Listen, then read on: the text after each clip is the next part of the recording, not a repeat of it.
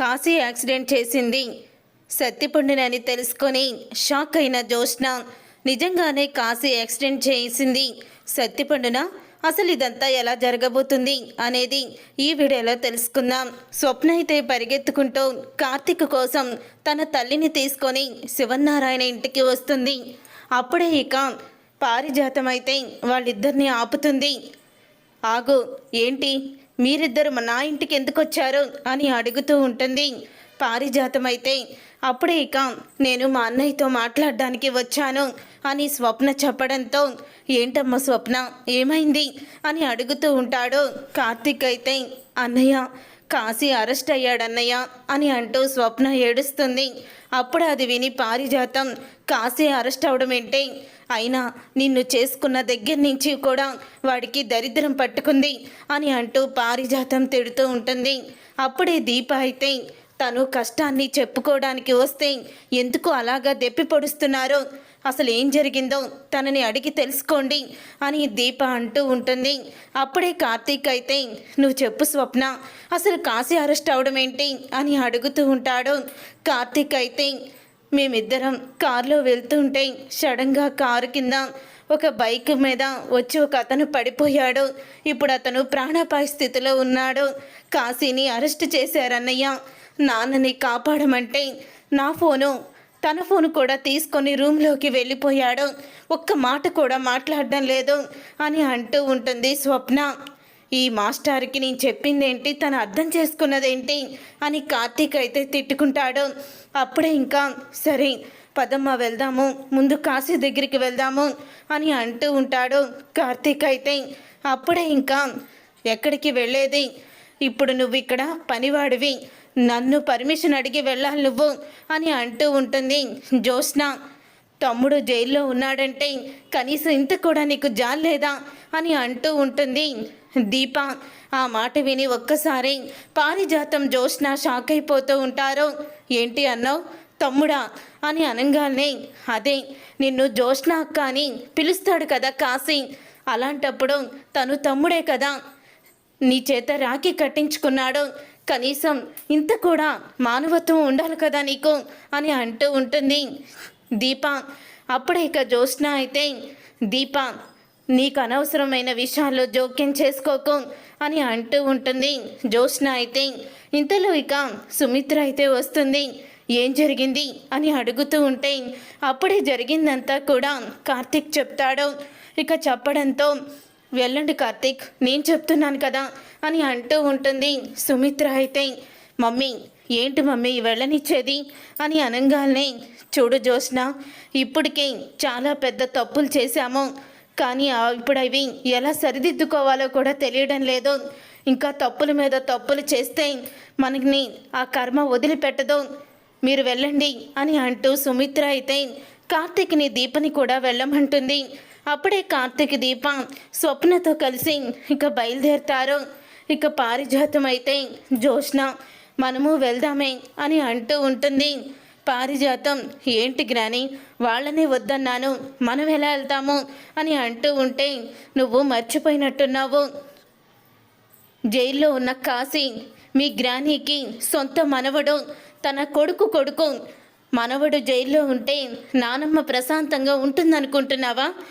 ఆ మాత్రం నీకు తెలీదా, అర్థం కావడం లేదా అని అంటూ ఉంటుంది సుమిత్ర అయితే.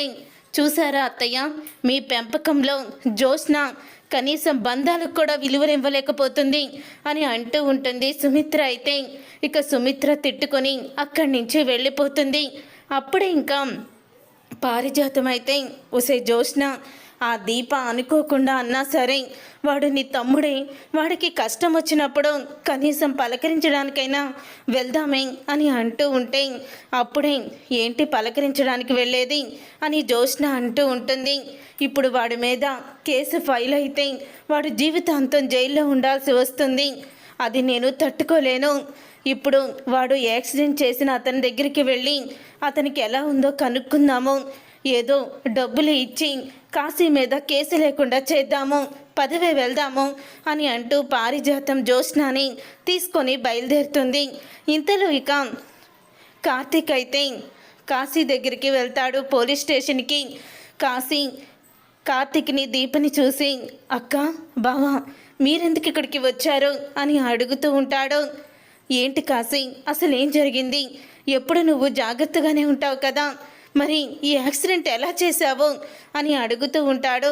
కార్తీక్ అయితే అప్పుడే ఇంకా కాశీ అయితే నా మనసు బాలేదు బావా, ఏదో ఆలోచిస్తూ అలా జరిగిపోయింది అని అంటూ ఉంటాడు కాశీ.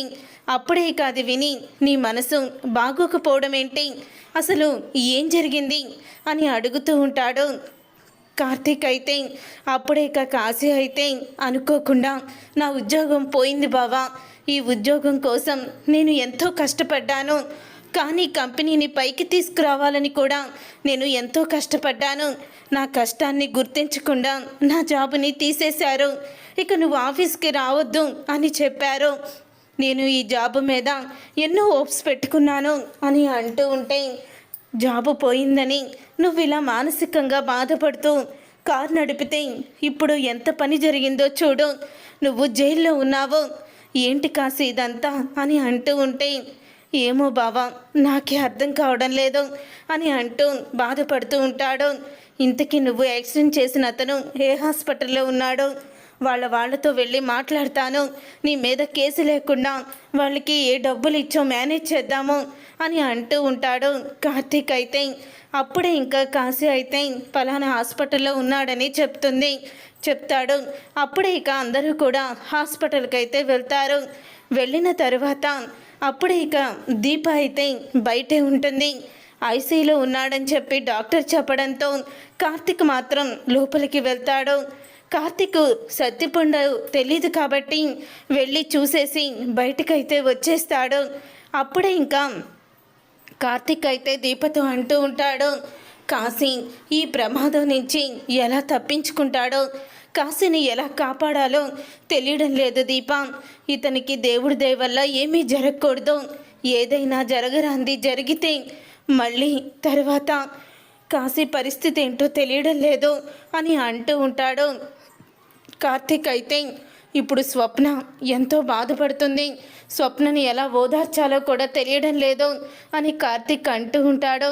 ఇంతలో నర్సు వచ్చి సార్ ఆయన స్పృహలోకి వచ్చారు సార్ అని అంటూ ఉంటుంది. అప్పుడే ఇక దీపతో కార్తీక్ అయితే నువ్వు వెళ్ళి స్వప్న దగ్గర ఉండు, తనని ఓదార్చు, నేను అతను స్పృహలోకి వచ్చాడంట, ఏం మాట్లాడతాడో ఏం చెప్తాడో చూస్తాను అని కార్తీక్ అయితే లోపలికి వెళ్తాడు. అలా కార్తీక్ లోపలికి వెళ్ళిన తర్వాత అప్పుడే ఇంకా కార్తీక్తో ఇక సత్తిపండు కార్తీక్ని చూసి షాక్ అయిపోతూ ఉంటాడు. ఇతను జ్యోత్స్న మేడం వాళ్ళ బావ కదా, ఇతనేంటి ఇక్కడున్నాడు అని సత్తిపండు తన మనసులోని బాధపడుతూ అనుకుంటూ ఉంటాడు. ఇంతలో పారిజాతం జ్యోత్స్న అయితే హాస్పిటల్కి వస్తారు. వచ్చి అప్పుడు రిసెప్షన్లో అడుగుతారు, ఐసీలో ఉన్నారు మేడం అని అనగానే జ్యోత్స్న పారిజాతం అక్కడికైతే వస్తారు. అప్పుడే అక్కడే ఉన్న నర్సు అయితే ఆల్రెడీ లోపల ఒక వ్యక్తితో ఉన్నారు మేడం, ఒక పర్సన్ మాట్లాడుతున్నారు పేషెంట్తో, మీరు ఇక్కడే ఉండండి, ఆయన వచ్చాక మీరు వెళ్ళండి ఐసీలోకి, అందరినీ కూడా ఎలవ్ చేయరు అని అంటూ ఉంటుంది నర్సు అయితే.